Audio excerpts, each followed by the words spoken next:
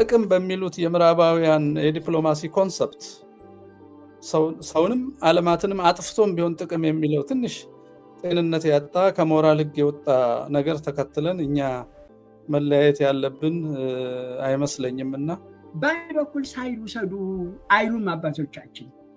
ተጠንቀቁ። ሁለቱ መካከል የሚነደው እሳት ኢትዮጵያን አይለቃትም፣ ይለበልባታል። እኛ የራሳችንን ቤት ድዊ አስተሳሰቦች ሰፈር ውስጥ እያርመጠመጡን ስለሆነ ትልቁን ለማሰብ ፋታ አይሰጠንም። አየሩን ይዘው ካሉ ጉዳዮች አንዱ የኢራንና የእስራኤል ውጊያ ነው። مرتضی میری مدیر کل مدیریت بحران استان مرکزی به خبرگزاری صدا و سیما گفت این حمله تلفاتی نداشته.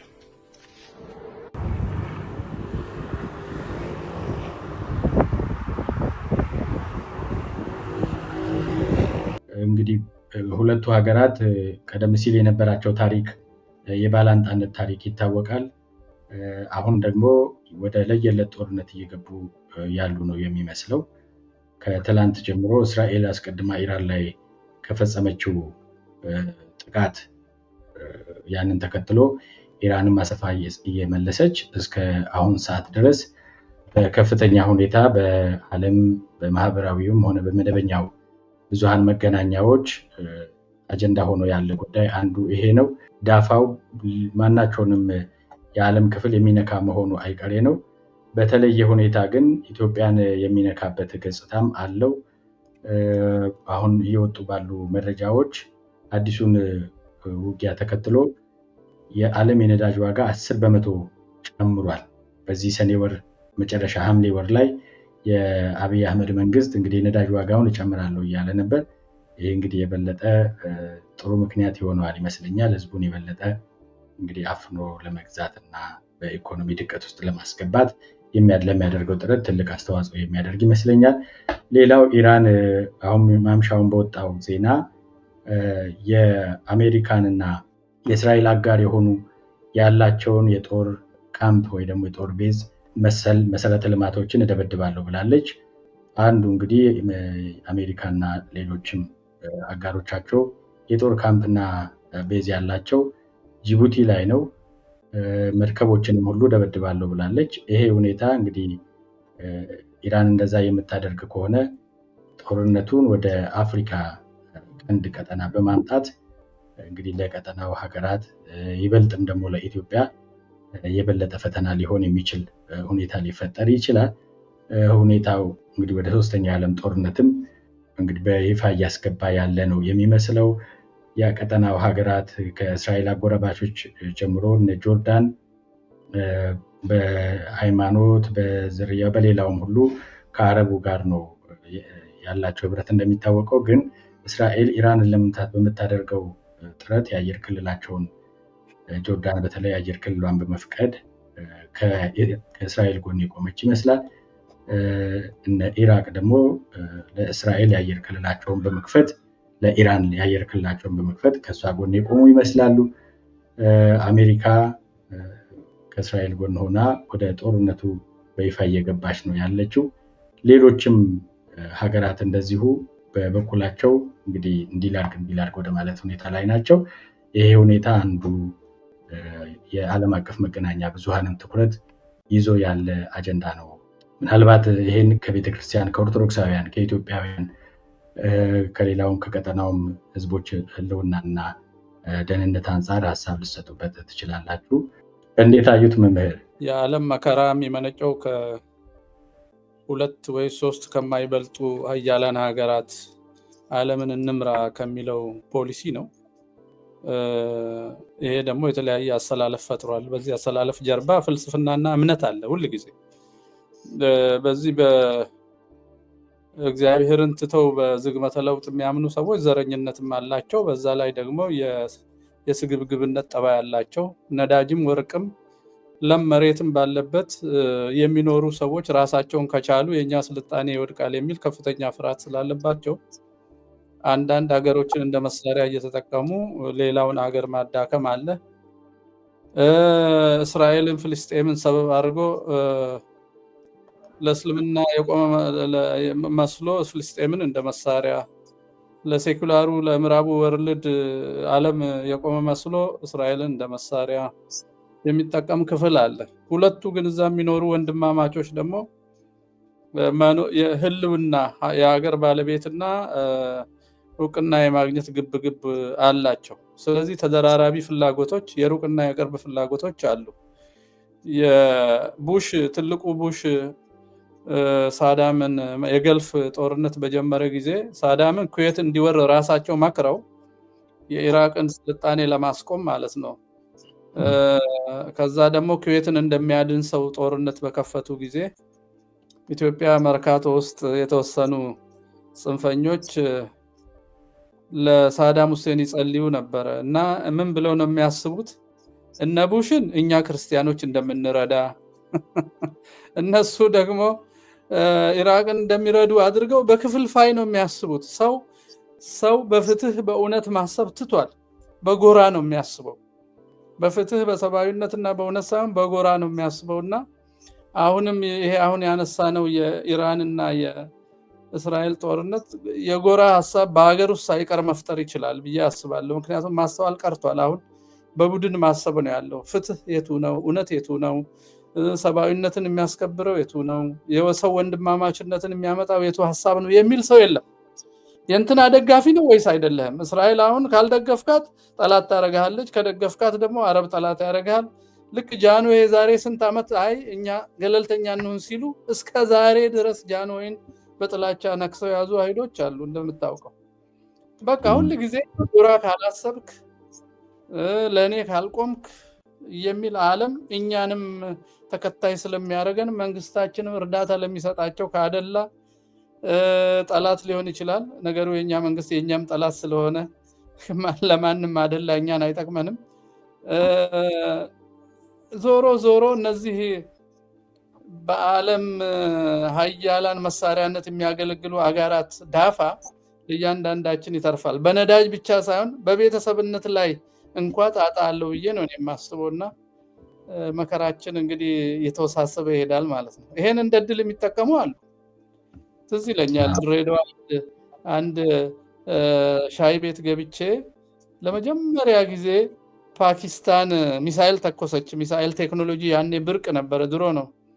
በቴሌቪዥን እዛ ጁስ እየጠጣው በቴሌቪዥን አየው።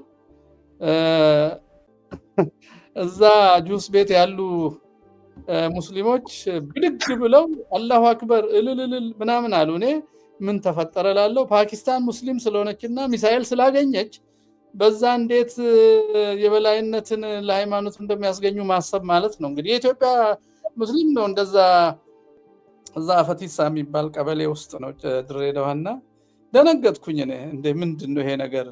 እኛ ቤተሰቦች ነን እንትና ሚሳኤል ተኮሰ ብለን እዚህ እልል የምንለው ይሄን ያህል ግራ ተጋብተናል እንደ አልኩኝና ይሄም ጣጣ አለው ማለት ነው። እና እግዚአብሔር ማስተዋሉን ይስጠል። ምን ይባላል? እንግዲህ አንዳንድ በኢትዮጵያ ውስጥም አክቹሊ ቀላል የማይባል ሰው ቁጥር በተለይ በማህበራዊ ሚዲያ እንደሚታየው አልፎም ደግሞ በተግባርም በተለይ ከዚህ በፊት በነበረው የእስራኤልና የፍልስጤም ውጊያ በተለይ በስልጤ አካባቢ ሰላማዊ ሰልፍ ሁሉ እስከ መውጣት ድረስ ተደርሶ ነበረ ለፍልስጤም ማለት ነው። በየትኛውም የዓለም አካባቢ የሚደረገውን ኢፍትሐዊ ድርጊቶችና እንደዛ ያሉ ጭፍጨፋዎችን መቃወም ተገቢ ነው። ጉዳዩን ግን ለምሳሌ እስራኤልን በመጽሐፍ ቅዱስ ውስጥ በተደጋጋሚ ከመጠቀሷና በዛ በተለይ ጌታችን የማዳን ስራውን በስጋዌ ለመፈጸም በመጣ ጊዜ ካለ ያ እዛ ቦታ ላይ ከተፈጸመው ታሪክ በመነሳት ለክርስትናው ትልቅ ቦታ ይሰጣታል። ሆኖም የእስራኤል መንግስትና አሁን ያለው ፖለቲካ በዋናነት በክርስትናና በእስልምና መካከል አይደለም። ሰዎች ግን እንደዛ አድርገው የሚረዱ አሉ። በዚህ ጉዳይ ላይ ሰው ምን አይነት አቋም ምን አይነት አመለካከት ነው ሊኖረው የሚገባው? እንደ ኦርቶዶክሳውያን እንደ ክርስቲያኖች ይሄ ጉዳይ አጀንዳችን ነው ወይ ደግሞ በምን ልክ ነው አጀንዳችን የሚሆነው የሚለው ራሱ እንግዲህ በጣም መታየትና መብራራት ያለበት ይመስለኛል። ኢትዮጵያውያን ሙስሊሞች ጉዳዩን የእስልምናና እንደዛ ወዘተ ተደርጎ ለመታየት ይሞክራል። ግን አሁን እዛ አካባቢ ያለውን ቀጠናዊ ጉዳይ ስናይ ለምሳሌ ጆርዳንን ብናይ ሌሎችም ከአረብ ሀገራት ሆነው እስራኤልን የሚደግፉ ሙስሊም ሀገራት አሉ። በእስራኤል ጦር ውስጥ የሆነ ያህል ፐርሰንት እንዲያውም እንግዲህ እስላም ነው የሚል ዳታ መረጃም አለ። ብዙዎቻችሁ በደንብ ማየት ትችላላችሁ። ኦንላይን ያሉን ዳታዎች በጉግል አድርጎ ማለት ነው። እና ጉዳዩን የክርስትናና የእስልምና አድርጎ የመረዳት የተሳሳተ እይታ አለ። በእኔ እይታ ይሄ ልክ አይደለም። አዎ እኛ ራሳችንን የቻልን እንጂ መናጆች አይደለንም። እና ሰው በራሱ ቆሞ በራሱ ሚዛን የሀገሩን ሰላም የሀገሩን ጥቅም እና ምስራቅ አፍሪካ እንዴት በአንድነት ይልማ የሚለውን ነው ማሰብ ያለብን። የእስራኤል ሕዝብ የራሱ ታሪክ አለው፣ የራሱ ቃል ኪዳን አለው፣ የራሱ መከራ አለው። ፍልስጤምም እንደዚሁ። ፍትህ ምንድን ነው? ሰብአዊነት ምንድን ነው? እኛ መመሪያው ቀላል ነው። ማወሳሰብ ግን ጥቅም በሚሉት የምዕራባውያን የዲፕሎማሲ ኮንሰፕት ሰውንም ዓለማትንም አጥፍቶም ቢሆን ጥቅም የሚለው ትንሽ ጤንነት ያጣ ከሞራል ሕግ የወጣ ነገር ተከትለን እኛ መለያየት ያለብን አይመስለኝም። እና መጠንቀቅ አለብን ብዬ ነው የማስበው። እኛ የራሳችንን ቤት ድውይ አስተሳሰቦች ሰፈር ውስጥ እያርመጠመጡን ስለሆነ ትልቁን ለማሰብ ፋታ አይሰጠንም። ምክንያቱም የአንድ ደብር አስተዳዳሪና የሚዋጣ ብር ወይንም የህንፃ መሰረት ላይ የተጠመደ ቤት ይዘን ዓለም አቀፍ ነገር ማውራትም አንዳንዴ ይርቀናል ብዬ አስባለሁ። ቅንጦትም ይመስላል። አሁን ባነሳቶች ላይ የኢትዮጵያ ቤተክርስቲያን የእኔ መምህራን እናንተ የምትሉትን ቢሰሙ ምን ይላሉ? አሁን የሚካሄደውን ጦርነት በእስራኤልና በእነዚያ መካከል እንዴት ያውታል? ምን ይሉ ነበረ? ምናሴ ይበልኦ ለኤፍሬም ወኤፍሬም ይበልኦ ለምናሴ። ምናሴን ኤፍሬም በላው፣ ኤፍሬምም ምናሴን በላው። ሁለቱም የዮሴፍ ልጆች ናቸው። የሚገርም ነገር ነው። እንደገና እስማኤልና ይስሐቅ ወንድማማቾች ናቸው። እስማኤል ማለት ኤል የእግዚአብሔር ስም ነው። እስማ ማለት ሰማ ማለት ነው። እግዚአብሔር ሰማይ ለማለት እስማኤል አለችው። በይስሐቅና በእስማኤል መካከል እርግጫ አለ። ምን ይላል መጽሐፉ? ኦሪት ዘፍጥረት ምዕራፍ 16 ነው። እዴሁ ለእስማኤል ለአይለ ኩሉ ወእደ ኩሉ ለአይሌሁ ወይ ከውን አብረ ሰቀል። እስማኤል የሜዳ አህያ ነው። ገብርኤል ነው ያን ያለው። ፍራጋጭ ነው። እጁ በሁሉ ላይ ነው፣ የሁሉም እጅ በሱ ላይ ነው ይላል። እንግዲህ በሁለቱ ወንድማማቾች በኤፍሬምና በምናሴ መካከል በኢሳውና በይስሐቅ መካከል ያለ እየተቀጣጠለ የሚመጣ ክርስቶስ እስኪመጣ ድረስ የሚቀጥል ነገር ነው። አባቶቻችን ምን ይላሉ?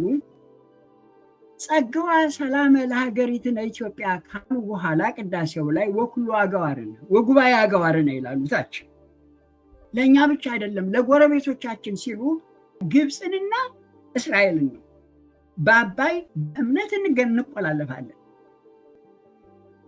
በእስልምናም በጁዳይዝምም በክርስትናም የተቆላለፍን ነን። እንግዲህ ኢትዮጵያን ዩኒክ የሚያደርጋት ይሄ ሁሉ ይነካታል። ኢትዮጵያን ጥንታዊ መንግስት በመሆኗ እነዚህ ጥንታውያን ናቸው። የተቆላለፈች ናት ኢትዮጵያ። የምናየው በዚህ ግንዛቤ ነው። ታዲያ ምን ይላሉ? ተጠንቀቁ፣ እስልምናን ጁዳይዝምን እንዳይጎዳ፣ ጁዳይዝምም እስልምና እንዳይጎዳ። ሁለቱም ኤፍሬሞችና ምናሴዎች ከዮሴፍ የወጡ ናቸው፣ ወይም ደግሞ ከአብርሃም የወጡ ናቸው። እንዳይጎዳዱ በሽምግልና ማቹርድ በሆነ መንገድ ተመልከቱት፣ እዩት ነው እንጂ በአንድ በኩል ሳይድ ውሰዱ አይሉም አባቶቻችን። ተጠንቀቁ፣ ተጠንቀቁ። ሁለቱ መካከል የሚነደው እሳት ኢትዮጵያን አይለቃትም፣ ይለበልባታል። በኢኮኖሚውም አንጻር ቢሆን፣ በአባይም ቢሆን፣ በእስልምናም ቢሆን፣ በጁዳይዝም ቢሆን፣ በክርስትናውም ቢሆን ኢትዮጵያ እዚህ ውስጥ አለች። በነዳጁም ብቻም አይደለም፣ በብዙ መንገድ ይጎትታታል። ተጠንቀቁ፣ ተጠንቀቁ፣ ተጠንቀቁ ይላሉ አባቶች።